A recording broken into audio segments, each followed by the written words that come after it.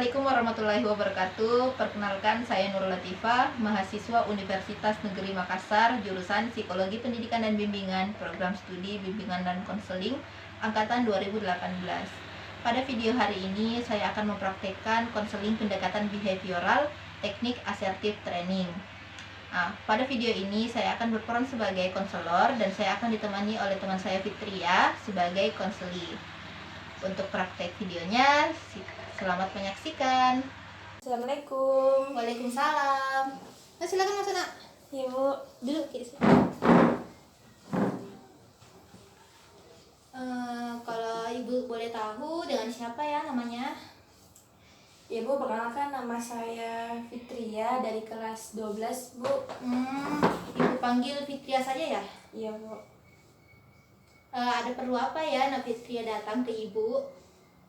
Iya Bu, saya punya masalah dan ingin konseling dengan Ibu. Tentu saja bisa dong. Tapi sebelum itu Ibu mau tanya, apakah kamu sudah pernah melakukan konseling? Belum pernah Bu. Oke. Kalau begitu Ibu bisa sedikit ya menjelaskan tentang konseling supaya kamu bisa paham. Iya Bu.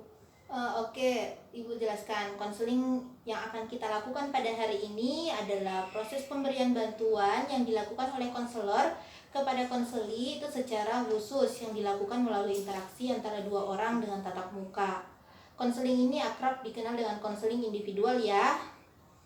Ada juga konseling kelompok. Itu biasanya dilakukan secara berkelompok. Keduanya itu memiliki tujuan yang sama, yaitu sama-sama merupakan proses konseling yang dilakukan agar siswa mampu memecahkan masalah atau problem yang sedang dihadapinya. Nah, bagaimana dengan penjelasannya? Apakah Nak Fitria sudah bisa mengerti?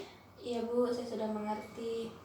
Dalam konseling juga ada yang namanya kode etik ya. Nah, kode etik ini perlu dipatuhi. Salah satu kode etiknya itu asas kerahasiaan, di mana dalam asas ini segala pembicaraan yang akan kita bicarakan itu akan dijamin kerahasiaannya dan tidak akan menyebar ke orang lain. Jadi Nak Fitria tidak perlu khawatir bahwa masalahnya akan diketahui orang lain. Nah, dalam konseling ini Nak Fitria diharapkan bisa aktif ya dalam menyatakan permasalahannya dan mencari solusi untuk permasalahan tersebut. Iya Bu, saya akan berusaha. Ibu juga perlu menanyakan kesediaan kamu ya untuk mengikuti konseling. Nah, konseling ini tuh perlu dilakukan beberapa sesi ya. Itu berkisar 2 sampai 3 sesi. Nah, dalam satu sesi itu bisa 30 sampai 45 menit. Bisa juga lebih cepat dari itu kalau konselingnya berjalan dengan lancar. Di sini Ibu ingin kamu bekerja sama ya dalam pemaparan masalahnya supaya konselingnya berjalan lancar. Nah, apakah Fitria bisa melakukan proses konselingnya? Iya Bu, bisa. Karena sekarang sudah paham garis besar konseling itu seperti apa. Nah, bisakah sekarang kita masuk konselingnya ya? Nah, coba sekarang jelaskan masalah apa sih yang mengganggu Alia akhir-akhir ini? Jadi begini Bu, saya punya masalah dengan teman sekelas saya. Dia orang yang sangatlah aktif dan tidak bisa diam. Jadi tipenya itu orang yang suka jalan. Saya tidak bermasalah dengan sifatnya itu Bu. Tapi yang saya permasalahkan adalah ketika ia selalu memaksa saya untuk mengikuti kemanapun ia pergi. Jadi teman kamu ini suka mengajak kamu pergi ya? Iya Bu. Kalau begitu kenapa kamu tidak menolak permintaannya saja? Pasti pada saat dia mengajak, dia pasti bertanya kesiapan kamu untuk menemaninya. Iya sih Bu, dia bertanya sama saya terlebih dahulu. Tapi yang menjadi masalah kemudian adalah karena saya tidak bisa menolak permintaannya. Teman saya ini orang yang baik dan memang sangat dan sering membantu saya. Saya merasa tidak enak jika harus menolak permintaannya. Jadi di sini kamu tidak bisa ya untuk menolak permintaannya. Bisa jelaskan mengapa demikian? Iya Bu, karena ini temanku baik sekali. Kalau ada apa-apa pasti selalu karena bantu. Alhasil selalu ada rasa tak nyaman jika tidak membantunya. Oh, Ibu paham perasaan kamu. Sangat berat memang jika menolak permintaan orang yang baik sama kita. Pasti akan ada saja rasa takut dia menjauh, tidak suka lagi atau tidak mau kita bantu lagi. Apakah seperti itu perasaanmu? Iya seperti itu Bu perasaan saya. Biasa kan Bu, kalau sering Ki ditolong, nah pasti yang minta bantuan kita tidak tolong Ki. Takutnya teman saya nyangka saya tidak mau bantu dia. Alhasil nanti saya butuh bantuannya, dia lagi tolak Kak. Akhirnya pertemananku di tengah hancur. Saya takut kecemasan ini bisa terjadi Bu. Oh, oke, Ibu paham perasaan kamu ini. Nah, dari permasalahan kamu ini, maka Ibu simpulkan ya bahwa apa yang menjadi penyebab masalahmu itu adalah karena kurangnya ketegasanmu untuk mengatakan pendapat. Nah, dalam hal ini untuk mengatakan tidak ke permintaan temanmu. Iya Bu, jadi itu permasalahan saya dan saya apa yang harus saya lakukan ya Bu? Oke, sabar ya, kita uraikan satu-satu dulu. Jadi ketika kamu tidak menolak permintaannya adalah karena kamu merasa tidak enakan dengannya. Tapi tidakkah kamu berpikir mengenai kesanggupan atau kemampuanmu untuk menolongnya? Nah, jika kamu merasa permintaan itu terlalu berat atau dapat mengganggu keseharianmu, tidak salah jika kamu menolaknya, tapi sertakan juga alasan yang baik agar temanmu bisa mengerti. Memang sih Bu, terkadang ada permintaan tolongnya yang sama sekali tidak bisa kulakukan karena ada kesibukan dan kewajiban yang memang harus saya lakukan. Jadi dari penjelasan ini, apakah kamu sudah mengetahui tujuan yang ingin kamu capai? Nah, bisa mungkin dijelaskan ke Ibu agar solusi yang akan diberikan atau dicari itu bisa sesuai dengan tujuan yang ingin kamu capai. Oh begitu ya Bu, saya pastinya ingin bisa menolak permintaan teman saya apabila saya betul-betul tidak bisa membantunya. Tapi saya berharap penolakan saya tidak akan membuatnya kecewa atau menjauh dari saya. Bagus kalau sudah menetapkan tujuan yang ingin dicapai. Nah, di sini Ibu tangkap bahwa kamu ingin bisa menolak permintaan tolong temanmu, bisa mengatakan pendapatmu atau alasan mengapa kamu tidak bisa membantunya, dan agar penjelasanmu itu bisa diterima dengan baik olehnya tanpa menyinggung perasaannya. Apakah cocok seperti itu? Iya Bu. Kalau dari sini maka solusi yang paling sesuai adalah agar kamu belajar mengatakan tidak ke setiap permintaan yang memberatkan dan betul-betul tidak sanggup untuk kamu lakukan. Agar tidak menyinggung perasaannya dan agar temanmu bisa paham akan keadaanmu, maka memang perlu kamu jelaskan alasan kamu tidak bisa membantunya. Nah, kalau sudah berteman baik, insya Allah ia akan mengerti bahwa ada sesuatu yang memang perlu kamu lakukan dan tidak bisa membantunya. Nah, ini dapat menjadi cara kamu untuk mengatakan tidak atau menolak permintaannya dengan baik. Tapi saya tidak tahu Bu, bagaimana cara menjelaskan ke dia. Saya takut nanti ungkapan pendapat saya yang salah, alhasil teman saya tersinggung. Oleh karena kamu tidak tahu bagaimana caranya ya, di sini Bu akan menggunakan teknik assertive training. Nah, dalam rangka untuk membantu kamu untuk berani mengungkapkan pendapat kamu dengan cara baik dan bisa diterima oleh orang yang dituju tersebut. Teknik assertive training itu teknik apa ya Bu? Assertive training itu merupakan teknik dari pendekatan behavioral yang bertujuan untuk melatih keterampilan-keterampilan sosial berupa keterampilan untuk menolak permintaan, mengekspresikan perasaan positif dan negatif, berinisiatif, mengajak, mengakhiri pembicaraan, membuat permintaan pribadi tanpa menderita atau terlalu stres. Nah, jadi memang permasalahan kamu ini, teknik ini sangat cocok untuk penyelesaiannya.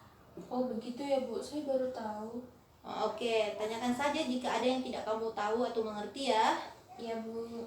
Karena kamu sudah paham penjelasan tadi, maka dalam konseling ini Ibu akan pakai teknik asertif ya. Sebelum kita mulai keterampilan asertif ini, Ibu akan menjelaskan apa sih bedanya orang yang asertif, non-asertif atau pasif, dan agresif. Nah, jadi dalam konseling ini sudah jelas bahwa yang kita inginkan agar bisa menjadi asertif kan? Jadi orang yang asertif itu adalah seseorang yang memiliki kepercayaan diri dan harga diri yang tinggi. Namun sekalipun demikian, orang asertif itu tetap menghargai hak-hak orang lain. Dengan kata lain, jenis orang ini adalah orang yang respect dengan diri sendiri dan respect dengan orang lain. Orang asertif akan cenderung jujur dengan perasaan dan terbuka dalam mengemukakan pendapatnya, namun tetap menjaga perasaan dan harga diri orang lain. Nah, semisal ada seseorang yang ribut di belakangnya pada saat seminar berlangsung.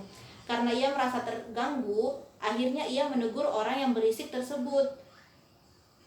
Umumnya orang asertif akan menggunakan kata saya. Contohnya, saya terganggu dengan suara yang kamu buat. Bisakah kamu mengecilkan volume suaramu agar saya bisa mendengarkan pemateri di atas? Dari sini apakah sudah dimengerti penjelasannya? Iya Bu, saya sudah mengerti. Intinya saya di sini akan dilatih untuk menjadi orang yang asertif ya Bu.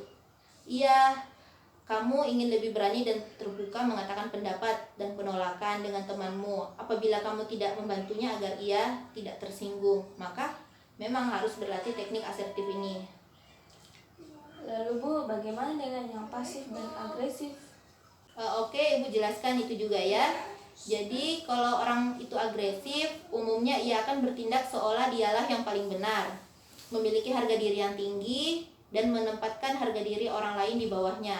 Nah, orang jenis ini tuh juga terbuka dalam mengungkapkan perasaannya. Hanya saja ia bertindak dominan dan cenderung menyalahkan orang lain dan tidak menghargai orang lain tersebut. Alih-alih menggunakan kata saya, orang jenis ini suka menggunakan kata kamu. Contohnya, kamu ini sangat berisik, jangan bersuara jika materinya sedang berlangsung. Saya menjadi terganggu mendengar penjelasan pemateri. Nah, kalau orang pasif itu umumnya memiliki harga diri yang rendah. Ia selalu menempatkan orang lain di atas kepentingan dirinya sendiri. Sama seperti kamu, orang jenis ini selalu merasakan perasaan tidak nyaman, sedih, memiliki harga diri yang rendah, cenderung tidak bisa mengungkapkan perasaannya sendiri walaupun dirinya merasakan kerugian.